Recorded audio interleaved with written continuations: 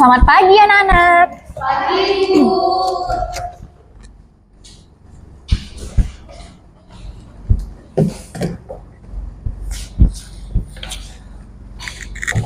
Baiklah.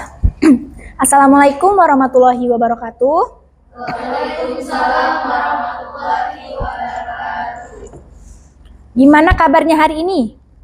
Alhamdulillah, Alhamdulillah sehat ya. Semoga kita selalu dalam keadaan sehat walafiat. Oke, sebelum memulai pelajaran, ada baiknya kita berdoa dulu. Silakan untuk ketua kelasnya Nada dipimpin dulu doanya. baiklah teman-teman, sebelum kita memulai pembelajaran kita hari ini, marilah kita berdoa. Mulai.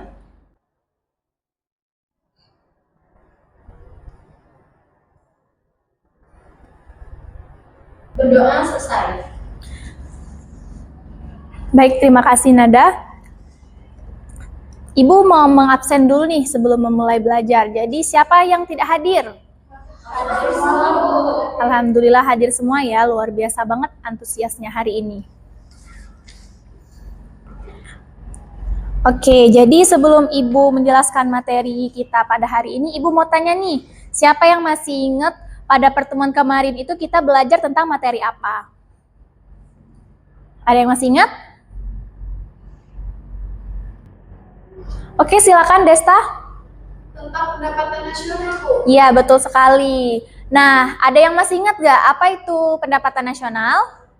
Ya, silakan Nuranjani. Pendapatan nasional adalah total barang atau jasa yang dihasilkan oleh suatu negara dalam satu tahun. Betul sekali. Terima kasih ya Desta dan Nuranjani. Kasih aplaus dulu dong. Ya, betul sekali. Jadi, pada pertemuan kemarin kita sudah belajar tentang pendapatan nasional. Nah, materi hari ini masih ada keterkaitannya dengan materi pertemuan kemarin, yaitu kesenjangan ekonomi. Nah, sebelum Ibu bahas materinya, tujuan pembelajaran kita hari ini supaya kalian itu paham tentang pengertian kesenjangan ekonomi, faktor penyebabnya, dan solusi untuk kesenjangan ekonomi tadi.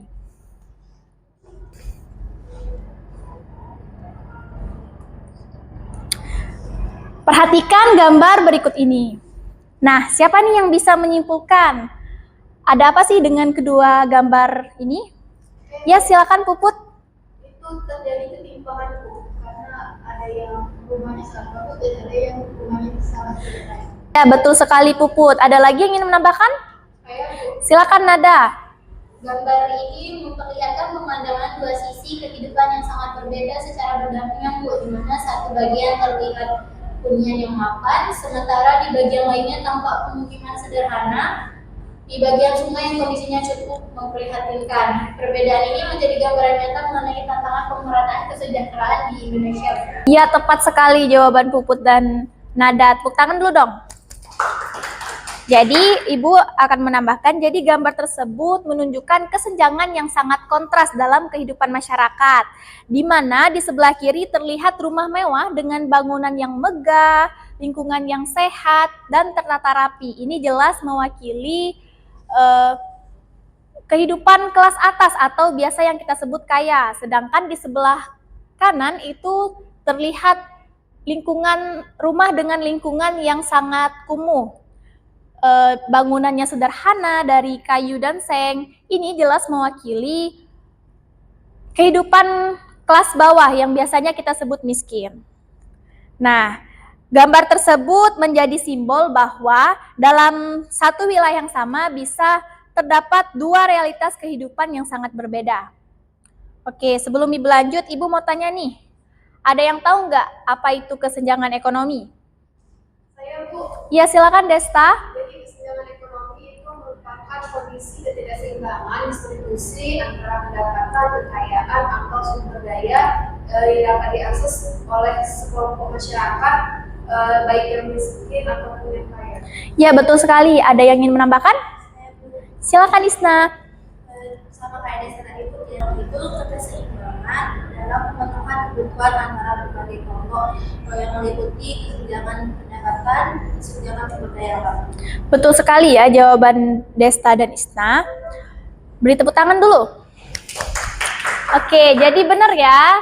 kesenjangan ekonomi adalah kondisi ketidakseimbangan distribusi pendapatan, kekayaan, dan sumber daya antar individu, kelompok, atau wilayah dalam suatu masyarakat. Fenomena ini menunjukkan jurang pemisah yang mencolok antara kelompok kaya dan miskin. Ini biasanya sering ditandai oleh perbedaan akses, peluang kerja, pendidikan, dan layanan kesehatan. Nah, sebelum Ibu lanjut ke slide berikutnya, Ibu mau tanya nih, siapa yang tahu faktor penyebab dari kesenjangan ekonomi? Ya, silakan Fasya. Pendidikan tidak merata, Bu. Betul sekali, ada yang ingin menambahkan? Silakan Fasya. Pendidikan tidak merata, Bu. Ya, betul sekali. Ada yang masih ingin menjawab? Ya, silakan Nabila. Rendahnya kualitas SDM dan kurangnya lapangan pekerjaan. Mantap sekali, betul ya jawaban dari teman-teman kalian. Nah, jadi faktor penyebab kesenjangan ekonomi ini terjadi karena ketidakseimbangan pendapatan dan akses peluang antara kelompok kaya dan miskin. Faktor utamanya meliputi pendidikan tidak merata, pembangunan infrastruktur berpusat di wilayah tertentu, kurangnya lapangan kerja, serta kondisi geografis. Nah, hal ini diperparah oleh kebijakan ekonomi, rendahnya kualitas SDM, dan dampak globalisasi.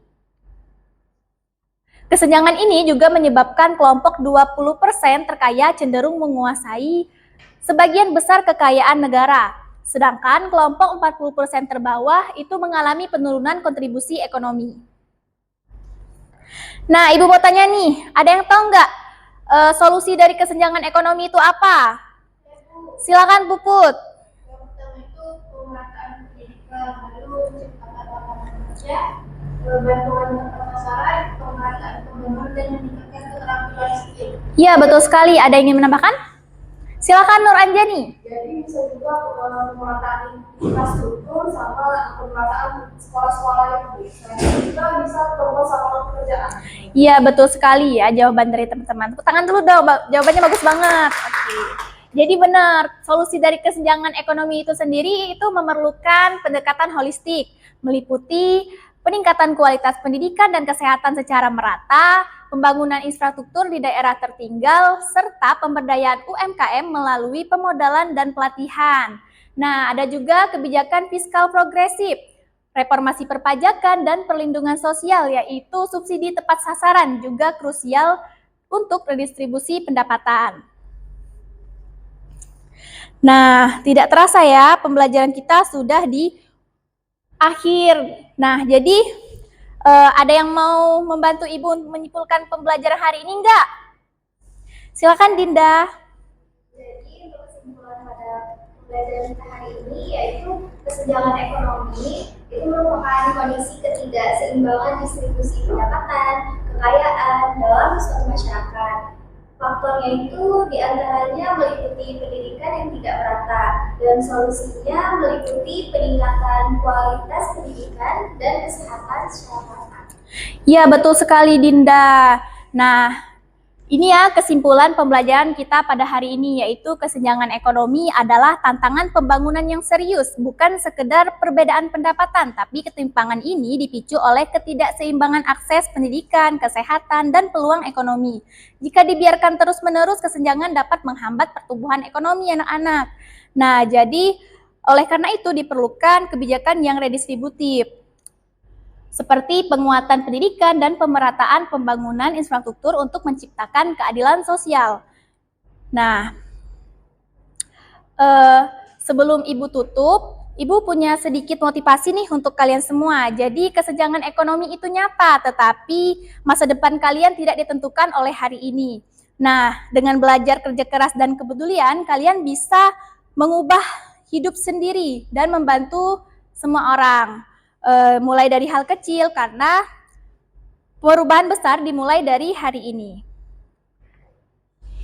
Jadi sebelum kita akhiri, Ibu mau bilang kalau silakan nanti cek tugas kalian di Google Classroom ya, sudah Ibu tautkan di sana, jangan lupa dikerjakan ya.